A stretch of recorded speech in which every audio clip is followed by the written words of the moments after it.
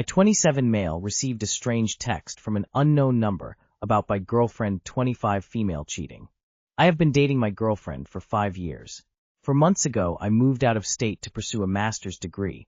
We have been doing long distance, and I thought everything was going well. I received this strange text, and something about seems really off. Some things that were strange to me is that the person knew my name, but used a different name than what my girlfriend had in her phone. I also thought it was weird that the person said she is Spanish, but my girlfriend is from Latin America. I understand this is also a common mistake. He also mentioned that she told him that she would move in with me, but we don't have that planned in the near future. At first I thought it was a scam, and ignored it because I thought there is no way this could happen, but the thought has been slowly eating at me. I eventually responded and asked him to send me more info like what her name and where he met her. I felt guilty for responding and deleted my text because he didn't respond for several days. Now he responded, and I'm not sure what to do. What else do I ask this guy? Do I keep talking to him, or just talk to my girlfriend about this? Too long did not read. Random number texted me saying my long-distance girlfriend is cheating, but it seems suspicious. Update. Pasting the texts I received as images are not allowed. Texts. Text 1. Not sure if I have the right number, but as a man that's been cheated on before I just can't sit with this anymore. If this is the correct number for my name, we've been seeing the same girl. I'm not trying to get involved in drama, so I'll just leave it at that. She told me she would continue to see me once she moves in with her current boyfriend, which I'm assuming is you from her text messages in the phone. Anyways, just thought you should know since she probably won't be honest about the situation. I'm honestly sorry you had to find out this way. His name. Text 2. Just a Spanish chick I met in FL on vacation. I saw your name in her phone when she went to bathroom, so assumed you were a S/O. I'm really not trying to get involved, as I have a lady. Take care. Unrelated to your question, I love how he says, as a man that's been cheated on before I just can't sit with this anymore. But also, really not trying to get involved as I have a lady. What an asshole. Edit. Formatting. So when you asked him what her name was, he just said she was some Spanish chick. That's the most suspicious to me, and also him saying you had been seeing the same girl, and then made it seem like he only met her once, and can't even remember her name. Anything is possible, but his texts aren't logical. I think it's probably a scam. I would not talk to your girlfriend about it until you exhaust the info you can pull from the texter. See if you get anything that is verifiable. This happened to me. My wife was cheating. Warrants some more investigation before confronting your GF. This may be a disgruntled ex causing problems for her. Don't jump to conclusions without concrete evidence of wrongdoing. Is consent always enthusiastically given? 18F/19M, 4 months. So here's the story. At the time I was 18F and my partner was 19M. We were only together for a little over 4 months. It was my first relationship. Really liked the guy, had no idea what I was doing. I trusted whatever was happening around me with him because I knew he had much more experience with dating/sex than I did. I spent most evenings out of the week with him at his house. Usually we'd just chill on his bed and would end up having sex. This wasn't every time, but the vast majority of the time. He had a very high sex drive, and I did not. For context, he was also a porn addict who jacked off multiple times a day. Very often we'd be cuddling, and one thing would lead to the other. I never said no to sex except for the first time, and he took that no well. Looking back, I wonder why I was even having sex with him to begin with. In my ideal relationship, sex every day, or even every other day, would be too much. We had a discussion about moving in together at one point, and I told him this, but he wanted it every day, or even multiple times a day, if I'm remembering correctly. Thankfully, we never moved in together, but I remember thinking, okay, well, I guess I can compromise and have more sex if that's what he wants. It doesn't make sense, but I liked the attention and physical sensations of sex, even if my mind was elsewhere during it. I think in my mind I convinced myself if I said no once to sex it meant saying no forever, like I'd miss my chance, even though I had no evidence for that claim. I think my anxiety was just working overdrive. He never pressured me into anything I didn't want to do, yet I still found myself doing things sexually for him that I had no enjoyment doing, that he never even asked for. I'd just do things to please him, even if I hated doing them. My mind would also wander during sex, or go completely blank most of the time. I don't think I was ever fully in the moment during it. Flash forward to recently. One of my co-workers was speaking to another co-worker by me while I was working. They're both queer women, and we're talking about intimacy with men versus with women. Sounds inappropriate for the workplace, but this is pretty normal in my job. And how it's nicer to shower with women versus men, because when you shower with a man it always turns into something. I remember my mind like pausing for a second to think, wait, is that not normal? Because in my past relationship, that sort of intimacy would 100% have turned into sex. It reminded me of a conversation I had with my ex when we were together, where I said something along the lines of, well, sometimes I just like kissing you, and he responded with something to the effect of, I like kissing you too, but, you know. One thing leads to another.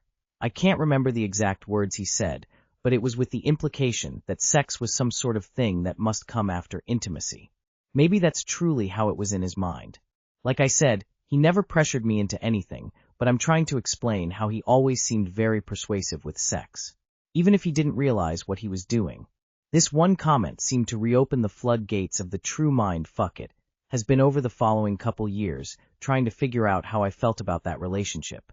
The consent to sex in that relationship always seemed in the gray or at best. I talked about it to a therapist, but she didn't seem to have much to say about it. So, I'm bringing this up here because I want to hear other perspectives on this, from people who have more experience than me. Does consent always have to be enthusiastically given? Or does a sort of just going with the flow vibe like I'd still count? I know my question does not seem very specific, but as you can probably tell, my thoughts and feelings are very cloudy and unclear. Any and all advice is appreciated. Thanks. Too long did not read. A coworker complained about how showering with a man always leads to sex, when showering with women doesn't. It made me rethink my past relationship and how consent works. Does consent always have to be enthusiastically given? No. Or does a sort of just going with the flow vibe like I'd still count? Yes. I think ideally yes, but in practice situations like you describe are pretty common.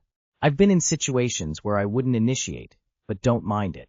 Kinda like how I wouldn't always want dessert after dinner, but generally will have some if my dinner partner offers. Sometimes my wife has to nudge me to fuck her. I'll be in a gaming mood or something. So, not into it all at first, and balls deep into it by the end. I don't understand the obsession with all or nothing consent. I understand you don't want to coerce your partner or be coerced, but sometimes we do shit in life even if we didn't originally want to and like it in the end. So I used to teach classes on consent, abuse, sexual assault, and other tough topics to teens. The starting point for consent is enthusiastic consent, and that's what we teach kids to look for. However, in long-term relationships, consent is not always enthusiastic. Sometimes people have sex just because they want to make the other person feel good. Sometimes they don't feel like it, but it's the only time when the kids aren't home. Enthusiastic consent is the standard people should look for in new relationships, but longer ones are more complicated. No, it doesn't always have to be enthusiastic. Sometimes you do just go with the flow. It sounds to me like your sexual boundaries are blurry because you don't stop and consider them very much. You shouldn't sleep with someone if you're afraid saying no once will lead to so many problems. I wouldn't consider that a normal concern. In my personal established relationships, my nonverbal consent is given after time my partner doesn't have to stop and ask me if each kiss or touch is acceptable. If we're both into it, then we're good to go. What they do need to do is accept that if I say no, then I mean no. I'm the victim of spousal rape, so this part is completely non-negotiable. No persuasion, no try again in an hour, no sulking, nothing. My 41F boyfriend, 35M, of 9 months has never let me inside his place. How can I move forward? I, 41F, have been dating my boyfriend, 35M, for 9 months, and I've never been inside his apartment. Throughout most of his adulthood, he lived with roommates. 2 years ago, his dad got sick, and he moved into the garden apartment beneath his dad's house. While there's a separate exterior entrance, the apartment is set up so his dad has access to it due to a shared laundry room. Edit. His dad is doing better now. I understand why he wouldn't want to spend time hanging out there, garden apartment, nosy dad, etc. But I've been to his dad's house twice and spent time there, but both times I never saw his apartment. On the few occasions we've stopped by for practical reasons, I've been asked to wait in the car. He's at my house constantly and has a key. He's embedded in every part of my life, and everyone in my world adores him. He's kind, patient, and supportive, which makes this confusing. I brought this up at 3 months and again at 6 months. Both times it caused conflict. He says he's embarrassed and not proud of where he lives and seems afraid of being judged. At 9 months in, that explanation feels insufficient. For context, he works full-time, makes about double minimum wage, has no debt, and has lived independently before. This isn't about money. It's that I'm feeling as though he's hiding something. I feel myself pulling away. How someone lives tells you a lot about them, and it feels like he's keeping part of himself hidden while having full access to my life. How can I best address this? Edit. Really looking for advice on how to discuss this. Clearly, something is up, and while I've certainly considered that he's secretly a slob/hoarder or has a secret family, I am asking for advice on how to talk about this a third and final time that respects his boundaries/privacy and also helps me feel as though he's being honest/open. Edit number 2. I really don't want to cause a fight. The only arguments we have had were about this issue. He might be a hoarder. He could be embarrassed completely by the state of affairs of the apartment. Hey, I know the topic is uncomfortable to you, but I really need to understand where you are coming from on why you are keeping me walled off from your home life. Where do you see our relationship in a year from now? Under what conditions do you see me being invited into your home? Can you please try to understand why this makes me feel strung along, or that there isn't a future here? I want to support you. My intent for the conversation is for each of us to come to better understand each other. Please don't treat me like I am part of the problem. My guess would be that he is a hoarder or lives in filth, or there is some other big deal-breaking problem. I would have had the same conversation you did at 3 months, and I think at 6 months I would have broken things off. I would also not be giving an apartment key to somebody whose home I have not even seen, and I think having the relationship be so lopsided in this area is a problem. Guy is probably living in a human nest. Babe, you're 41. You can't talk to him? My 24F boyfriend, 23M, hates when I mention my essay. How do I navigate this? TW, previous essay. Myself, 24F, and my boyfriend, 23M, have been together for around a year.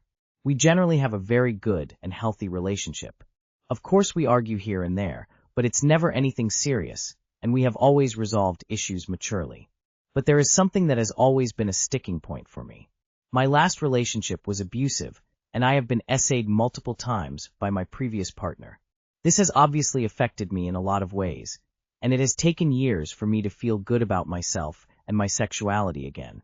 I have gone to therapy, moved city, and am a lot more confident and kinder to myself. Anyway, when my boyfriend and I first started dating, I told him that my last relationship had been abusive. I think it is important context as to who I am and how I may be now considering this is my first relationship since the abusive one. At the time he told me he didn't want to think about it because it's horrible that I went through that, and it makes him sad to think about it happening to me because he loves me. Okay, fair enough then. But now anytime something is relevant and I briefly mention the past, not even in detail whatsoever, he gets really mad at me and the conversation instantly dies. This has only ever happened 2 or 3 times, so I have brushed it off. But last week we were talking, and I said something about having a bad experience doing X sexual act. This is because he was asking me if I wanted to try this thing. He immediately got really mad at me, saying he didn't want to hear what other men had done to me in the bedroom. This really upsets and frustrates me. I understand why he might not want to hear about bad things that have happened to me in a previous relationship. But I also want him to reassure me rather than making me feel like I've done something wrong. It also feels like he's reacting as though I'm casually talking to him about past consensual experiences rather than saying, I don't really want to do that because I've been assaulted in that way. It's been about a week and things are back to normal because I just let it go again. But now I'm wondering if I should speak to him about this more, and if I'm incorrect for feeling so strongly about it. I would also like to know if I'm incorrect for mentioning it at all. Thank you for your help, and if you've read this far. Girl, of course you're not wrong for being open about your past and expressing why you have certain boundaries. His biggest red flag, calling a literal crime committed against you doing things in the bedroom. From that sentence alone, he views your assault as sex you had with other men. He's exhibiting jealousy over one of your greatest traumas. As one survivor to another, I do not think this man is for you. He lacks empathy and understanding. 2 things very important to survivors of assault. You deserve better. He might not want to hear about bad things that have happened to me in a previous relationship. The things is, he doesn't want to hear about your SA not because it was traumatic to you, but because in the lack of better wording, he is jealous about your abuser. He is basically having a tantrum that you won't do certain stuff with him. He is mad that you had sex with your last partner. Honestly, I wouldn't be surprised if he really thinks the assault was your fault or that you wanted it. This is kind of scarily common mindset some men have when it comes to past sexual abuse. He very clearly views your SA as regular old sex that happens between two consenting adults instead of what it actually was, which was non-consensual sex acts. What other men did to you in the bedroom, pack it up. He should have been gone after that. Some conflicting comments. Personally, I would need my partner to be able to handle information like that, if not expect them to be able to. Especially a year into a relationship, when you've been intimate for just as long. Maybe you need to clarify that it was unconsensual, or made you uncomfortable, or whatever the situation was. But I believe he should be able to hear you and support you at this point. The trauma is not his responsibility, but he can be receptive. It's important he's able to listen to you and not deflect it as what other men have done to you in the past. That's bullshit to me, lol. You handle it by dumping him. You deserve a man who can support you, not crumble weakly because he's jealous or feels helpless. Your trauma isn't his to manage, but he must respect it.